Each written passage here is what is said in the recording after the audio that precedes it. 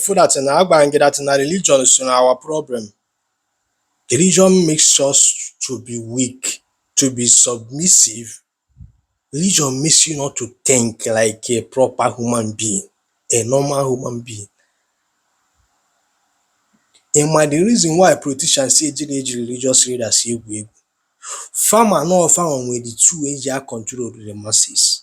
Now, if I na-afọ ebe a kịta na ihe a bụ ihe Kumuyi the pastor ndị Deeper Life kwuru na the year 2026. Do you understand me?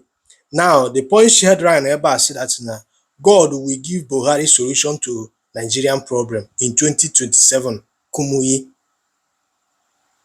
Buhari achichakwana mụ na gị na-abụ nwụọ.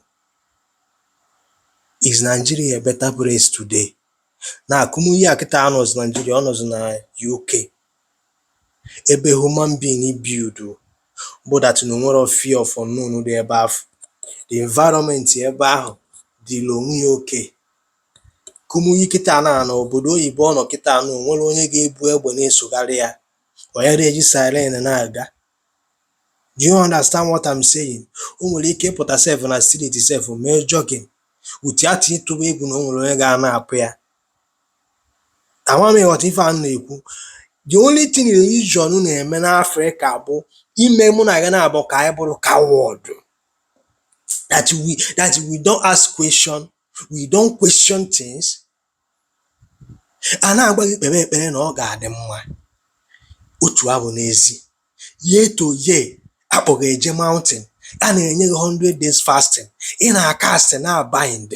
See the things are getting out of hand. Ịkpata ego akpata kịta ịgbawa ọsọ ndị napin. Mana onye na-agba gị kpere ekpere na ọ ya adị mma, ụmụ ya nọrọ na Nigeria. I don't know if you get my point. Now, na nke ndị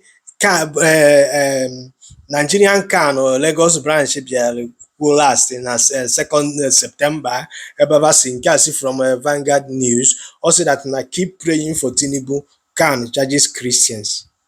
Do you understand me? Lagos branch ndị can gwara mụ na gị nya adụ ka onye isi ndị Methodist gwara mụ na gị na-agba ekpebere Tinubu ekpere. But the issue that is happening in this country mụ na gị na-abụ fire question ndị na-achị mụ na gị na-abụ ka end go insecurity. Na-enwegodo mụ na gị na-abụ still electricity.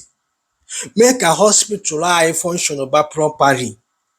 May at least ịchọ travel kịta na from your location to Abuja ma ọ bụ Medugili ka anyị hapụ ị na-atụ egwu na a ga na-apụ gị every day. The other day bụ Oyedekpo. That na problem of Nigeria is spiritual. So kedizi ife ndị a na-eme? Ife a na-eme bụ na fan of between you and the government. Ị na-agwa gị ka ị obey, ka ị dị submissive, ka ị hapụ question government. No Jesus ma Chukwu ga-solve every problem. Religion makes us to be weak.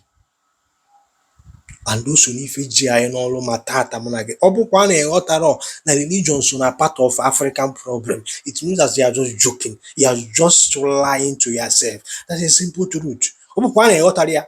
Now, these 3 men of God now. Kedafia bụ Ademeyo sị that na problem of Nigeria is spiritual.